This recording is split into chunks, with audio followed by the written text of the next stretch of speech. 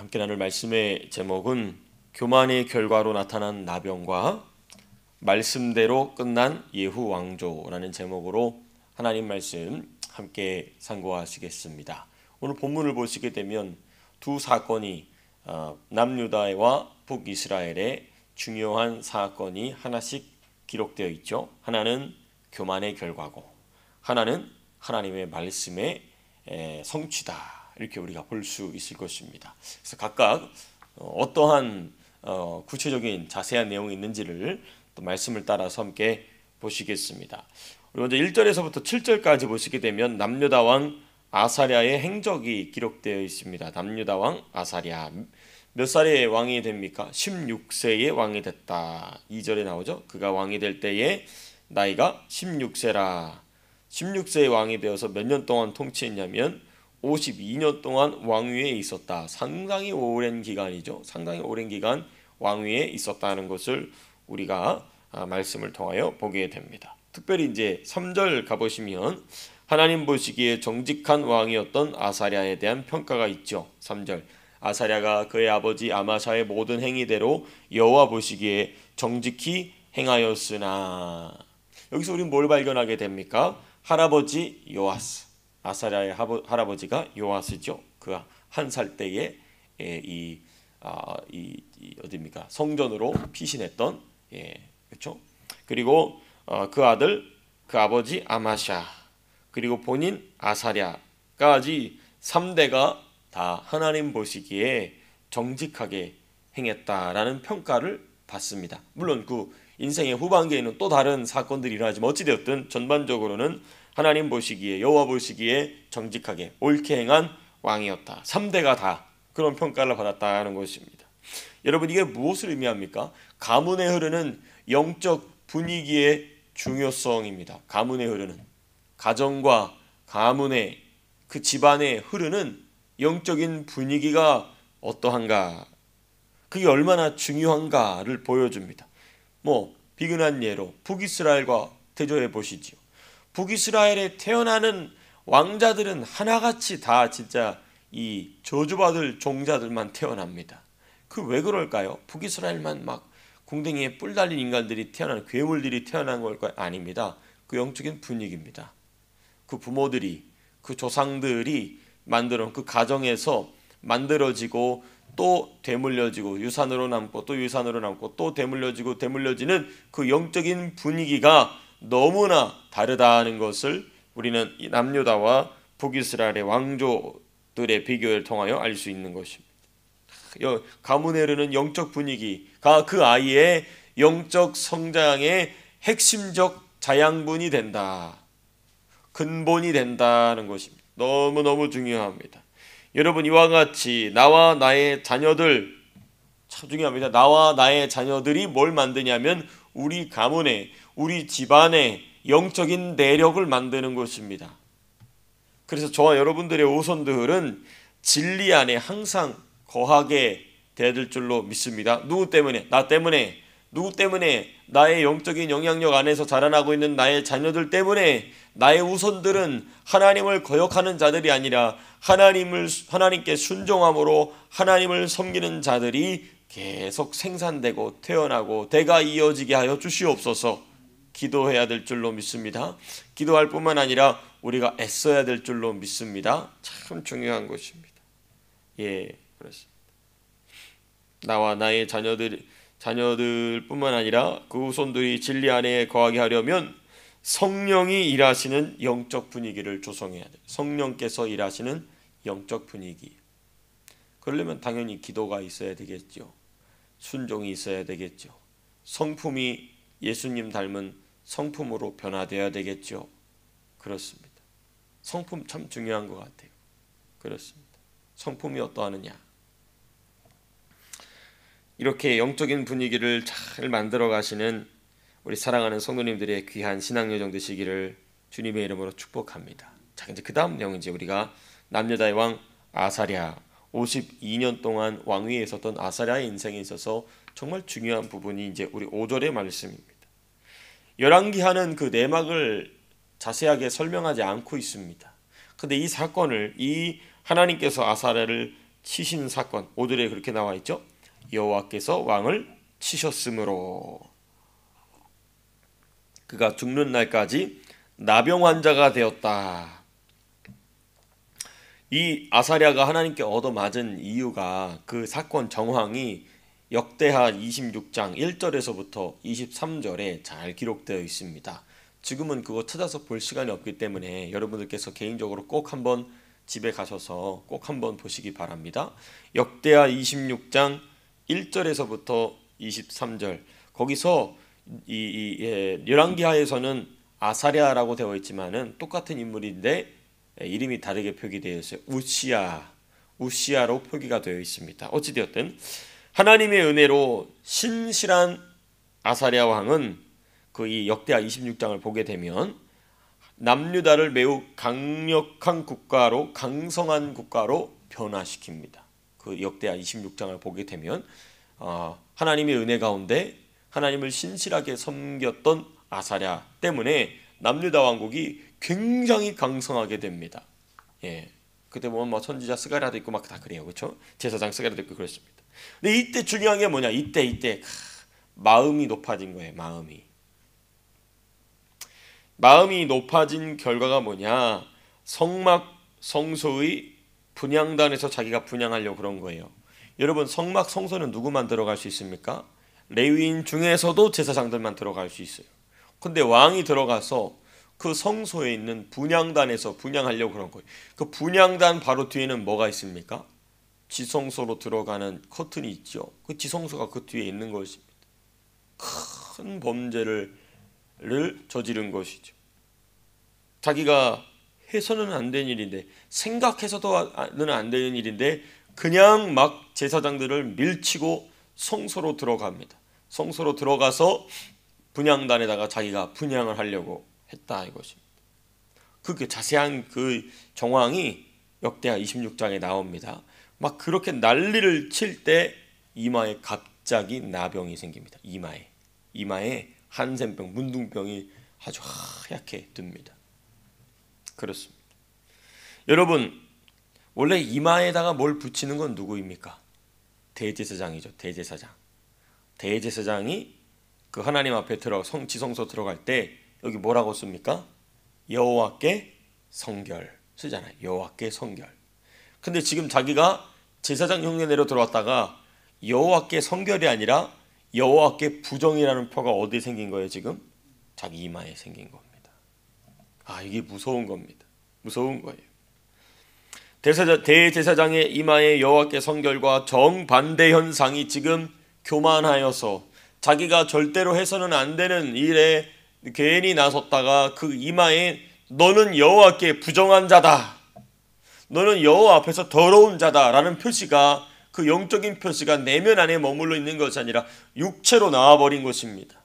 이게 두렵고 무서운 일이 아닐 수 없는 것입니다. 여러분 그래서 우리가 지난번에도 함께 생각해 봤지만 나병을 비롯한 심각한 피부질환, 전염성이 있는 피부질환은 교만함과 깊은 연관이 있음을 우리는 발견하게 됩니다. 주제넘는 말 하는 거 있잖아요. 주제넘는 말, 알지도 못하면서 아는 척하고, 그죠? 해서는 안 되는데 해서는 말하고, 그렇죠? 또 이 자기의 머리 위에 권위를 뛰어넘는 그런 말, 그게 이제 누구였냐면 모세의 누이 있지 않습니까? 그렇죠? 모세의 누이도 그랬고, 지금 오늘 보니까 이 우시야 또는 오늘 본문에서는 아사랴는 본인이 절대로 해서는 안 되는 일을 했다가 이마에 지금 이 한센병이 나게 됩니다. 자, 그럼 이제 우리가 생각해봐야 될 게 이겁니다. 왜 굳이 우시야는 이 아사랴는 굳이 왜 지성소 바로 앞에 있는 그 성소 분향단에 들어가서 왜 분향하려고 했을까? 이걸 이제 우리가 생각해 봐야 되겠죠. 그 생각해 보려면 역대하 26장의 맥락을 좀 우리가 의존해야 합니다. 왜냐하면 여러분 역대하 26장 나중에 한번 가만히 보시게 되면 왕의 교만한 행동을 근엄하게 꾸짖는 제사장들이 등장합니다. 왕이 이러시면 안 된다. 여러분 그때 왕이 시험타는 왕이 아니고 남유다를 아주 강성하게 만들었던 정말 대단한 왕이었어요. 그 앞에 잘못 말했다가는 그냥 목이 날아갈 수도 있는 그런 왕이었습니다. 그런데 그럼에도 불구하고 제사장들이 마땅히 자신들이 해야 할 말을 왕에게 조금도 무엇입니까? 이 망설임 없이 이야기합니다. 예. 그러니까 우리가 그 맥락을, 그 흐름을 볼 때 아마도 아사랴 왕은 마음이 높아진 이후에 제사장들의 잔소리, 이제 제사장들이 자신에게 하는 그 율법을 따라, 모세 율법을 따라 자기에게 하는 말이 뭐로 들리기 시작한 거예요? 잔소리로 들리기 시작한 거예요. 아니 내가 이렇게 대단한 왕인데 제사장들 직급 것들이 뭐라고, 어디 뭐 전쟁터도 나가지도 않는 주제비에 뭘 안다고 왕한테 이래라 저래라 하느냐 하는 마음이 생기니까 아예 자기가 제사장들이 있는 자리로 들어가는 겁니다. 이거 말고는 정황을 설명할 게 없어요. 왜 굳이 분향단에 들어가, 분향단까지 들어가 자기가 분향하려 했느냐. 그러니까 교만하게 된 후 자신이 마땅히 들어야 할 말이 듣고 싶지 않아진 것입니다. 자기가 진짜 들어야 될 말이 듣고 싶어지지 않은 것이죠.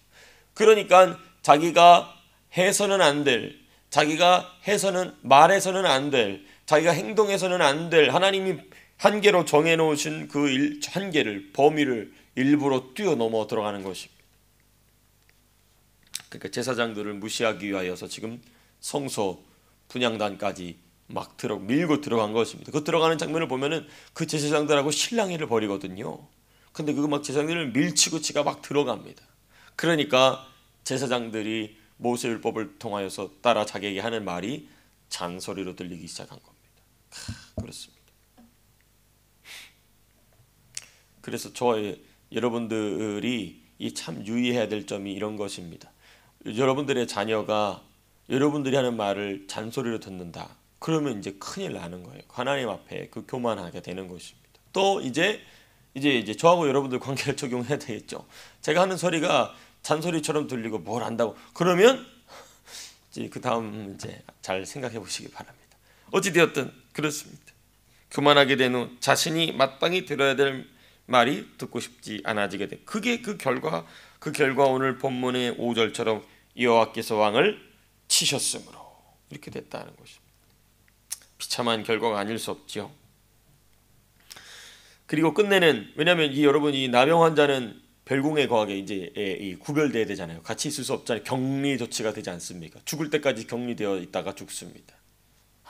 너무나 안타까운 일이 아닐 수 없습니다. 자, 그다음 이제 우리가 그 다음 본문 8절에서부터 12절까지 보시게 되면 이제 그 초점이 앵글이 북이스라엘로 옮겨집니다. 북이스라엘 왕 스가랴에 대한 말씀입니다. 스가랴의 통치. 8절 보니까 유다왕 아사랴 제38년에 여로보암의 아들 스가랴가 사마리아에서 몇 달 동안? 6달 동안 6개월, 고작 6개월 통치했습니다. 6개월 통치한 스가랴 겨우 6개월밖에 통치하지 못하고 암살당합니다. 즉 이 사람은 자신의 통치가 6개월도 안 돼 끝날 줄도 모르고 죄를 짓고 하나님께로 돌이킬 생각은 조금도 하지 않았다는 거예요. 자기 통치는 길 줄로 안 겁니다. 근데 하나님이 6개월 내로 끝내버리셨죠. 범죄가 심각하니까 하나님께서 끝내버리십니다. 자, 근데 중요한 점은 무엇인가? 이제 10절에서부터 12절, 특별히 12절 중요합니다. 12절 이렇게 돼 있죠. 여호와께서 예후에게 말씀하여 이르시기를 내 자손이 몇 대 동안? 4대 동안 이스라엘 왕이 있으리라 하신 그 말씀대로 과연 그렇게 되니라. 4대로 끝난 예후 왕조입니다. 하나님이 예후에게 말씀하신 대로 4대 만에 끝난 예후의 왕조입니다. 자, 그러면 생각이 있는 자라면 스가랴 왕, 북이스라엘의 스가랴 왕은 뭘 생각해야 될까요? 아이고, 내가 우리 예후 할아버지, 예후 증조 할아버지 이후에 내가 4대째구나. 하나님 말씀이 4대째에 이 예후 왕조가 끝난다고 그랬는데 그 4대째가 당사자가 누구예요? 자기 본인입니다. 그럼 어떻게 해야 될까요?